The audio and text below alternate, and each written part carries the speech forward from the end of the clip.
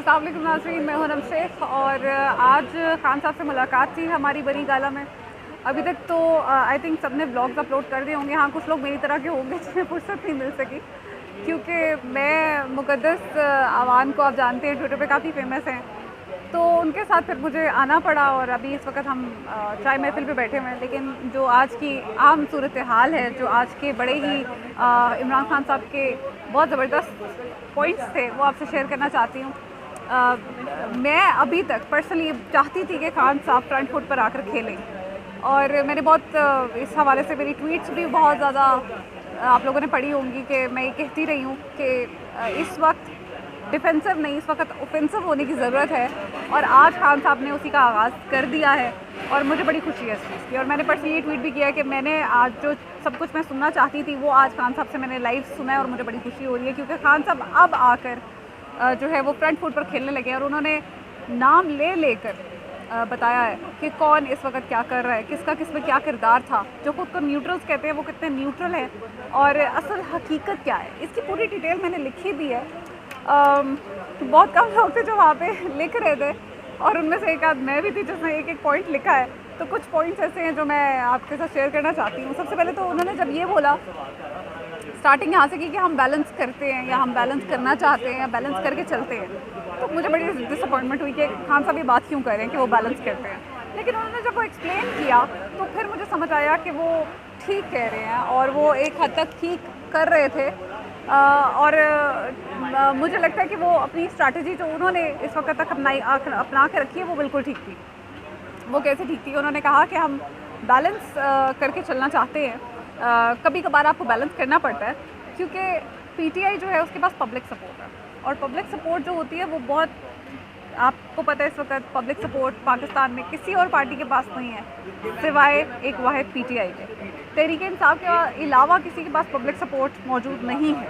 और अगर खान साहब कहते हैं अगर हम चाहें तो फिर हम क्या कुछ नहीं कर सकते। आप इस वक्त इस्लामाबाद को ब्लॉक कर सकते हैं। आपके पास आसपास के 4 हुकूमतें हैं, आप कश्मीर में, आप गिलगित बल्तिस्तान में, आप पंजाब में, आप KPK में। हम चाहें तो हम अभी 1 घंटे के अंदर इस्लामाबाद को जाम करते हैं, ब्लॉक करते हैं। लेकिन जब आपके पास पावर आती है तो उसके साथ रिस्पॉन्सिबिलिटी आती है। ये खान साहब के वर्ड्स थे कि मैं बैलेंस क्यों करना चाहता हूँ। मैं इसलिए करना चाहता हूँ कि पावर के साथ रिस्पॉन्सिबिलिटी होती है, और मैं ये चाहता हूँ कि जो मेरी पावर है, जो पब्लिक सपोर्ट है मेरे पास, इसके साथ मैं ज़िम्मेदारी का एहसास, ज़िम्मेदारी दिखाते हुए मिनिमम डैमेज के साथ हम चलें। हम पब्लिक को उनके, क्योंकि अगर कुछ मैंने किया तो वो कहते हैं मेरा फाइनल स्टेप होगा, जो वो फाइनल स्टेप और उसके पीछे फिर रिवर्स गियर नहीं है, और फिर नुकसान जो है वो पाकिस्तान का है। और आपको पता है कि वो फाइनल स्टेप अगर उन्होंने उठा लिया तो वो पीछे नहीं हटेंगे, और फिर डैमेज किसका होना है यहाँ पे। कहते हैं मुझे अपने लोगों का ख्याल है, मुझे अपने लोगों का एहसास है, और इसलिए मैं चाहता हूँ कि मिनिमम डैमेज के साथ ही ये इनकलाब आ जाए। लेकिन अगर कोई ये सोच रहा है कि मेरी कमज़ोरी है या मैं चुप कर मैं अगर नरमी इख्तियार कर रहा हूँ तो वो मेरी कमज़ोरी है, तो किसी गलत फहमी में है, तो किसी भूल में ना रहे। मैं कोई किसी किस्म का हकीकी आज़ादी के ऊपर कॉम्प्रोमाइज़ नहीं करूँगा। ज़्यादा से ज़्यादा आप मुझे फ़ोर्स करेंगे, और फ़ोर्स करने के बाद क्या होगा? होना तो वही है एंड के ऊपर। हकीकी आज़ादी तो मैंने उसके ऊपर कोई कॉम्प्रोमाइज़ नहीं करना, कोई डील नहीं करनी है। आपको अल्टीमेटली उसके ऊपर उससे मैं बैक ऑफ नहीं करूँगा। तो बस आपने ये तय करना है कि आप किस तरह से आगे लेकर बढ़ना चाहते हैं इसको। तो ये जो चीज़ है ये बड़ी इंपॉर्टेंट है। फिर मुझे समझ आया कि वो बैलेंस का जो कहते हैं वो क्यों कहते हैं। और उन्होंने एक बड़ी इंपॉर्टेंट बात की कि मैं जब भी कोई काम करने के लिए निकलता हूँ तो मैं फिर कश्तियाँ जला के निकलता हूँ। ये उन्होंने कहा कि आज तक मैंने जब जो कुछ किया है मैं कश्तियाँ जला चुका हूँ। मैं सियासत में आया हूँ, मैंने पिछली कश्तियाँ सारी जला दी, और इस वक्त मैं जहाँ खड़ा हूँ ये पाकिस्तान के डिफाइनिंग मोमेंट्स में से है। इस वक्त पाकिस्तान, कहते हैं कौमों में ये डिफाइनिंग मोमेंट्स आते हैं, और इस वक्त जो पाकिस्तान में है ना, ये डिफाइनिंग मोमेंट है कि आपने ये देखना है, न्यूट्रल्स ने ये देखना है कि वो पाकिस्तान को कहाँ लेके जाना चाहते हैं। पाकिस्तान की आवाम इस वक्त खड़ी हुई है अपने हकूक़ के लिए, हकीकी आज़ादी के लिए। पाकिस्तान की जो आवाम है वो अंधी नहीं है, वो बेवकूफ़ नहीं है। उन्हें आप डफर ना समझें, वो समझते हैं कि कौन कहाँ है, कौन क्या कर रहा है, किसका किरदार कैसा है, और किसका किरदार कैसा है। तो ये वो लोग, ये आवाम जो है ये सब समझती है। तो जब आप ये समझेंगे ना कि आप आवाम का नैरेटिव जो इतना मतलब पुख्ता नैरेटिव है और आवाम का बेवकूफ़ बना लेंगे, उनका नैरेटिव मोल्ड कर लेंगे, फोल्ड कर लेंगे, ये नहीं हो सकेगा। और ये इस दफ़ा बिल्कुल नहीं हो सकेगा, ना हम ये होने देंगे, ना हम इसके ऊपर डील करेंगे, ना हम कॉम्प्रोमाइज़ करेंगे। इसके ऊपर कोई कॉम्प्रोमाइज़ नहीं कि मैं करप्ट जो लोग हैं कहते हैं, मुझे कहते हैं कि मैं उनके साथ बैठ जाऊँ, कि यही चाहते हैं ना कि मैं इनके साथ टेबल के ऊपर बैठ जाऊँ, इनके साथ डील कर लूँ, इनके साथ कॉम्प्रोमाइज़ कर लूँ। तो ये नहीं हो सकता। एक आध क्वेश्चन भी हुआ इस हिसाब से कि आप इनके साथ बैठकर मामलात तय क्यों नहीं कर लेते कि कब तक इस मुल्क को जो है एस्टैब्लिशमेंट कंट्रोल करेगी। आप लोग सियासतदान बैठे हैं और सियासतदान बैठकर आप लोग तय कर लें मामलात। तो खान साहब ने कहा कि मैं किन लोगों के साथ बैठूं? उन लोगों के साथ बैठूं जो इस मुल्क को लूट कर खा गए हैं और ख़जाने उन्होंने बाहर अपने भर लिए हैं। किन लोगों के साथ? उन लोगों के साथ तो मैं बैठूं, इसका मतलब ये है कि मैंने करप्शन को एक्सेप्ट कर लिया है। ये लोग ये चाहते हैं कि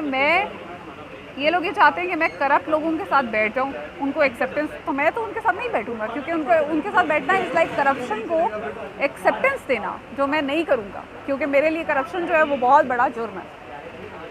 तो ये उन्होंने क्लियर कट बताया। और कुछ हवाले से उन्होंने बातें जो की हैं कि डील के हवाले से कहा गया कि आप क्या न्यूट्रल्स के साथ बैठकर कोई मामला तय कर सकते हैं, कोई कॉम्प्रोमाइज़, कोई डील, कोई बातचीत हो सकती है। तो उन्होंने क्लियर कट कहा कि किस चीज़ के ऊपर बातचीत होगी।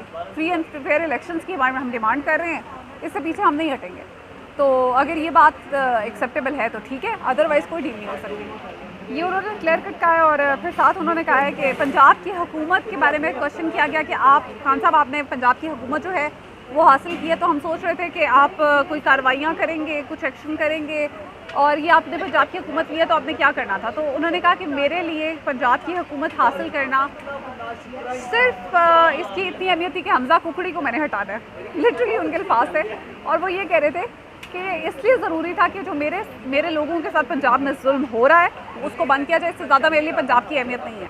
और ये उन्होंने क्लियर कहा। और उन्होंने ये कहा कि हमने जब भी पूछा कि खान साहब आप क्यों पुलिस जो है वो कार्रवाइयाँ नहीं कर पाती है, क्यों उनके पुलिस ने जो जुल्म तशद्दुद किया था उसके ख़िलाफ़ कोई एक्शन नहीं लिया, तो खान साहब ने कहा कि कोई चिड़ियाघर से कोई कॉल कर लेता है कि इनके खिलाफ़ कार्रवाई नहीं करनी, पुलिस वालों के खिलाफ़ कार्रवाई करने लोगों तो चिड़ियाघर से कॉल आती है कि इनके खिलाफ़ कार्रवाई नहीं करनी। अब आप चिड़ियाघर समझ सकते हैं कि पुलिस वालों ने के लिए कहाँ से कॉल आती है, कौन सा चिड़ियाघर है जो उनके लिए कॉल्स करता है। आपको भी पता है, मुझे भी पता है।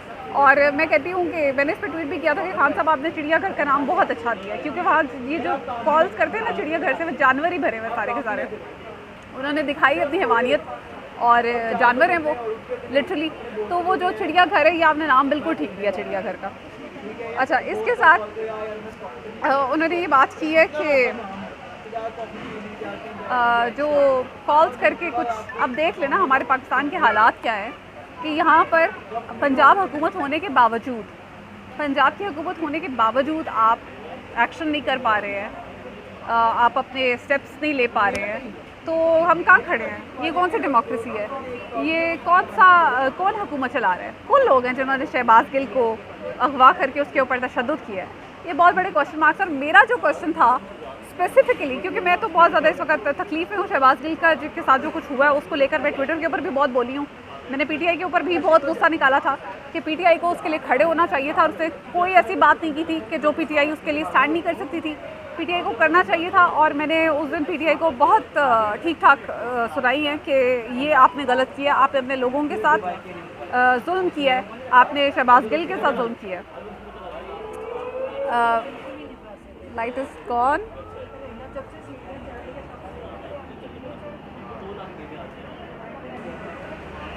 अच्छा जी, तो लाइट आ गई वापस। तो मेरे जो ये क्वेश्चन था कि शहबाज गिल के साथ जुल्म हुआ है, तो उसके लिए पीटीआई को स्टैंड करना चाहिए था। तो उस चीज़ के ऊपर जो है फाइनली पीटीआई जो है वो उसके ऊपर खड़ी हुई है, और पीटीआई ये बता रही है कि हम शहबाज गिल के साथ खड़े हैं। और खान साहब ने बड़ी इंपॉर्टेंट बात ये की है कि शहबाज गिल ने ऐसी कोई बात नहीं की, एक तो जो आज से पहले हुई नहीं है, और दूसरा असगर खान जो केस है वो बहुत इंपॉर्टेंट है। उसमें तो सारी की सारी ऐसी बातें थी जो बिल्कुल शहबाज गिल की बातों से रिजेंबलेंस है उनकी। तो फिर क्या मतलब क्या फ़र्क था, और शहबाज गिल को किस चीज़ की सज़ा मिली है? तो मेरा जो क्वेश्चन था बेसिकली क्वेश्चन के ऊपर आती हूँ तो लाइट चल जाती है। आई थिंक मैं अपना क्वेश्चन ही स्किप कर दूँ। अच्छा, तो मेरा वो जो क्वेश्चन था वो ये था कि खान साहब, शहबाज गिल के साथ जिन लोगों ने ये जुल्म किया है, ये नाकाबिले बर्दाश्त, नाकाबिले बयान जुल्म जिन्होंने किया है, वो आप हम सबको पता है कि वो कौन लोग हैं। या तो हमें ये क्वेश्चन हम रेज़ नहीं कर सकते, इसका जवाब हमें नहीं मिल सकता। पुलिस वाले कहते हैं वो उन्होंने नहीं किया। अगर पुलिस ने नहीं किया तो फिर वो किसने किया? तो वो जिसने भी किया है, क्या आपकी जब हुकूमत आएगी तो उन लोगों को इसका हिसाब देना पड़ेगा? क्या उन्हें निशाने इबरत बनाया जाएगा? मुझे पता है कि आप इंतकामी कार्रवाइयों पर यकीन नहीं रखते। पर्सनली हम सबको पता है कि खान साहब की जो वो तो आज तक उनकी 3-4 साल की जो हुकूमत थी, 3.5 साल की, उसमें भी हमने देखा उन्होंने कभी किसी चीज़ के ऊपर इंतकाम नहीं लिया, किसी के साथ इस तरह का सलूक नहीं किया गया। लेकिन खान साहब इसका क्या, इसका स्पेसिफिकली ये तो इंसानियत से बढ़कर आई थिंक वो कुछ इन्होंने हैवानियत दिखाई है। तो क्या इसका इस जुल्म का हिसाब लिया जाएगा उन लोगों से जिन्होंने ये किया था? तो खान साहब ने इसका कहा कि हमारे मुल्क में एक ही जवाब था कि मुल्क में हमारे इंसाफ नाम की चीज़ नहीं है, और इंसाफ जो है यहाँ पर बहुत मुश्किल है हासिल करना, और अदालतों का निज़ाम जो है वो बहुत कमज़ोर है, इंसाफ का निज़ाम कमज़ोर है। लेकिन इस दफ़ा जब आप हुकूमत में आएंगे तो मॉडल टाउन का केस भी जो है वो भी परसू किया जाएगा, और इसके अलावा जितने भी केसेस हैं उनके ऊपर हम एक्शन लेंगे। ये उनका जवाब था। स्पेसिफिकली मुझे शहबाज गिल का तो उन्होंने जवाब नहीं दिया, लेकिन उन्होंने ये ज़रूर कहा है कि वो इंसाफ लेंगे। अच्छा, लेकिन मैं आपको अपना इसके ऊपर पॉइंट ऑफ व्यू बताऊँ कि जिन्होंने शहबाज गिल के साथ किया है ना, उनके साथ यही सलूक होना चाहिए। उनको, वो जो भी लोग हैं उनको निशाने इबरत बनाना चाहिए, उनको सामने लाना चाहिए, आवाम को पता चलना चाहिए कि किसने किया है। ये अगर पुलिस कहती है हमने नहीं किया तो किसने किया है, कौन लोग हैं वो? ये बड़ा इम्पोर्टेंट क्वेश्चन है। अच्छा, इसके साथ ही खान साहब ने एक बात की है कि आज से पहले ये जो डिस्ट्रिक्ट के डिफाइनिंग मूवमेंट्स चल रहे हैं ना पाकिस्तान के, आज से पहले ये पहले भी हुआ था। ये जो इस वक्त दौर चल रहा है, जो सबसे बड़ी जमात है पाकिस्तान की, उसको दीवार से लगाने की साजिश की जा रही है। तो ये आज नहीं हो रहा, ये पहले भी हिस्ट्री में हुआ है, और आज जो हिस्ट्री है वो खुद को रिपीट कर रही है। ये हुआ था ईस्ट पाकिस्तान के दौर में, जिस वक्त ईस्ट पाकिस्तान जो है वो टूट गया था, और हमने देखा कि आज वो बांग्लादेश है, और वो बांग्लादेश भी हमसे ज़्यादा तरक्की कर गया। तो ये उस वक़्त हुआ था, और ये उस वक़्त जिस वक़्त ये हुआ उस वक़्त भी इसी तरह से अवाम को दबाने की, उनके ओपिनियन को दबाने की, उनकी जो राय है उसको, या उनका जो एक अवामी मैंडेट है उसको ख़त्म करने की कोशिश की गई थी। और खान साहब ने कहा था ये उस वक़्त हुआ था और आपने उसका नतीजा देखा है, और आज भी वही रिपीट हो रहा है।